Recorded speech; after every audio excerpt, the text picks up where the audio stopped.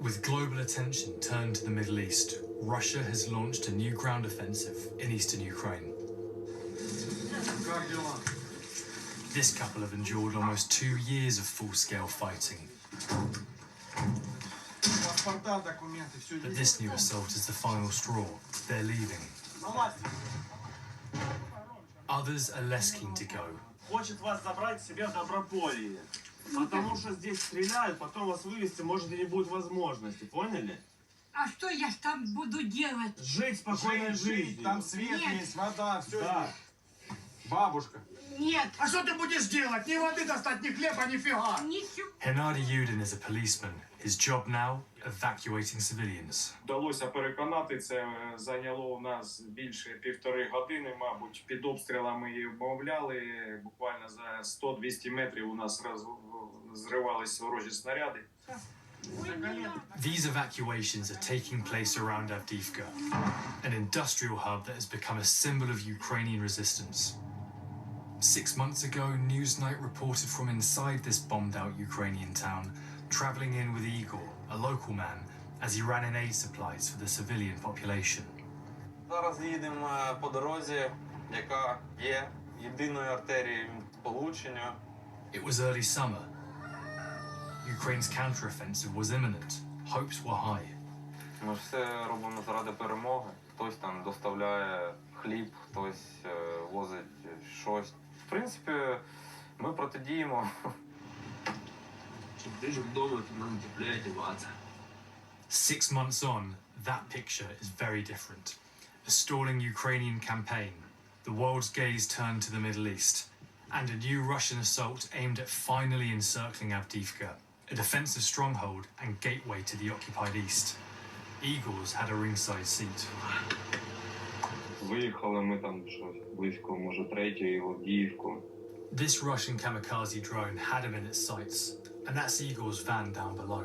Метрів 400-500, може, десь там плюс-мінус до лінії розмежування. Ну, їхали, спускались. З правої сторони вікна, там, лобового, така була спалах жорсткий такий, хлопок. Так потрогали себе, там трохи, ну, все вроде норм. Ну и максимально быстро удалялись с места.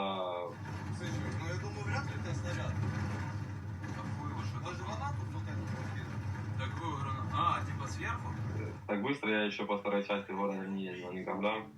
Сука, хуй я больше хлеб я не повезу, честно, блядь. Ебал дремал.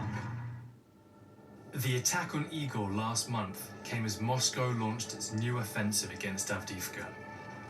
Russian tanks and waves of troops were deployed to surround the town. Airstrikes and artillery pounded already devastated residential areas where some 1,500 civilians still remain. Hennady, the policeman, seen it all. Це мій рідне місто Авдіївка. Я там народився, виріс і кожного дня, в'їжджаючи в місто, бачу нові руйнування, це боляче. Будинок, де я виріс, де мешкали мої батьки, повністю зруйнований. So far, the Ukrainians have repelled these assaults, inflicting huge losses on Russia's soldiers. Almost 7,000 killed or wounded, claims Ukraine's military. Whatever the figure, and that one is unverified, the UK's Ministry of Defence says these are among Russia's biggest casualty rates of the war. But the Russians only managed to advance on the north flank a little bit above 1.5 kilometers, and at a tremendous expense of manpower and vehicles. I suspect that the Ukrainians will be able to hold out and continue to bleed Russian forces. Moscow's campaign to capture Avdiivka may be less about battlefield strategy and more about securing a propaganda prize back in Russia.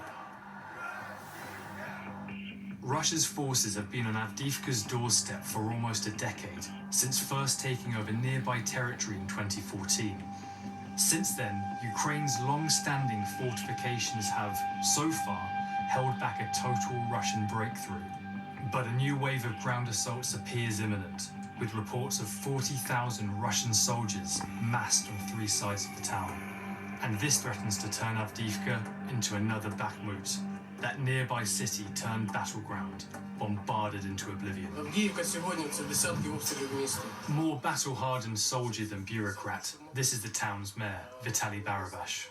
Просто ці авіабомбові удари, вони будинки складають, просто як карткові будинки. To break the deadlock, Barabash is among many who want more firepower from the West. Це F-16, вони потрібні.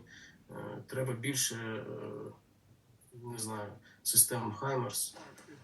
Until then, Ukrainians like Igor will continue to feel the brunt of Russia's onslaught. Слушай, они как бы утомили вот этими своими бомбами. Якщо так буде ще там багато тижнів там або на пару місяців, то там в принципі навіть фундаментів не залишиться.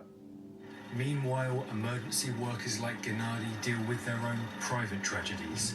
Last year, his young daughter passed away.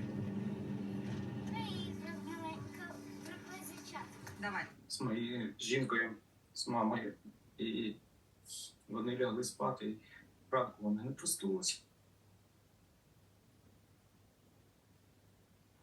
Мене більше стала мотивувати моя робота. Я все можливе роблю для цього, щоб і вивести людей, і спасти дітей з міста із цього жаху.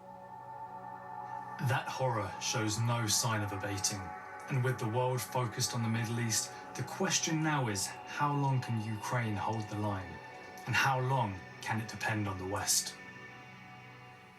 That by Josh Locke. That's all from us tonight. I'm back tomorrow. Until then, sleep well.